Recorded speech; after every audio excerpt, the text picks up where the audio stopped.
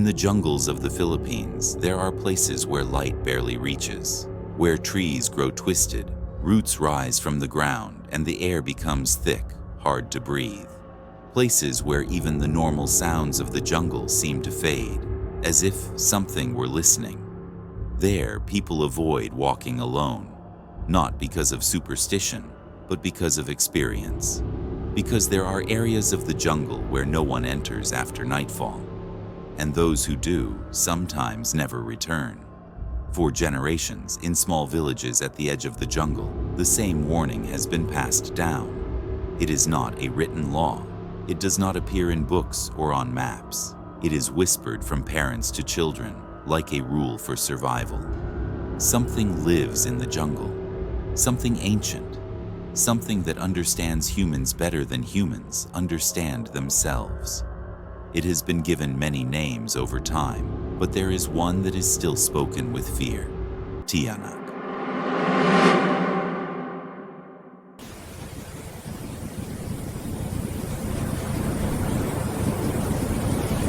No one knows when the first one appeared. The stories change from island to island, from village to village, depending on who tells them. But they all agree on one essential thing. The Tiyanak does not hunt like other predators. It does not chase. It does not attack head-on. It does not need to run. It waits. The rules are simple, and everyone in the Philippines learns them from a young age. If something in the jungle feels out of place, walk away. Do not look back. Do not try to understand it. Because the moment you hesitate, the moment you stop, it may already be too late. The stories speak of a man walking back to his village at dusk.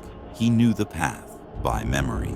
He had walked it hundreds of times. The jungle was growing darker, but he felt no fear, until he heard something that did not belong.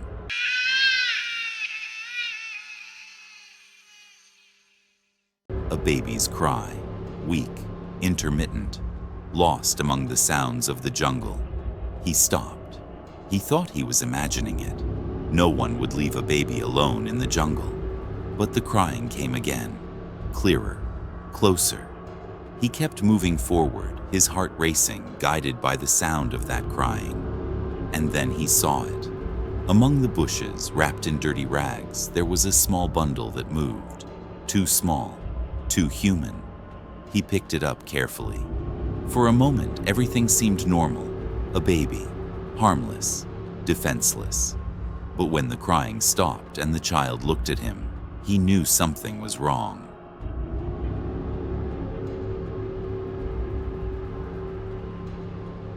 Its eyes were completely black, empty, without reflection. The transformation was immediate. The skin became wet, sticky, like exposed flesh. The fingers stretched, the nails sank into his skin. The mouth opened wider than it should, revealing small, needle-like teeth. One of its legs was shorter than the other, twisted at an impossible angle.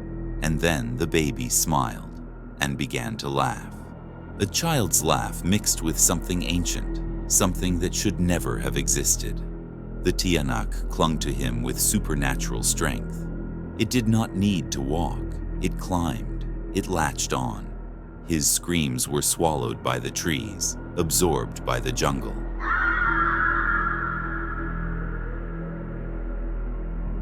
After that, there was only silence. Days later, the searches began. Flashlights moving through the paths, dogs refusing to go forward, growling into the darkness. They found torn clothing, deep marks carved into tree trunks, trails of blood that vanished suddenly, as if the earth itself had absorbed them. But they never found the body.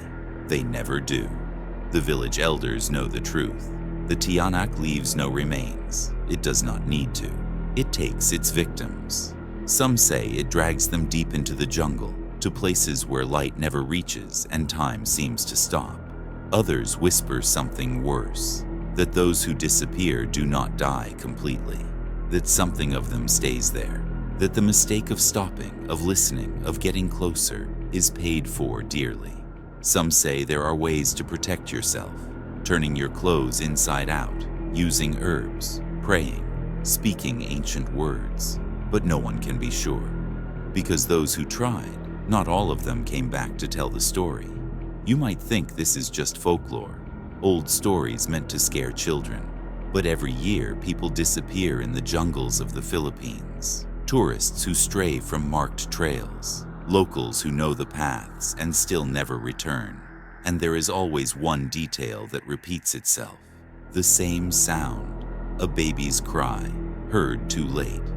The next time you walk through a jungle, a forest, or any place where nature still dominates, pay attention. If you hear a baby crying where there should be none, do not try to investigate. Do not get closer. Walk away. Because the Tiyanak does not need to chase you. It only needs you to stop. And when that happens, it is already too late.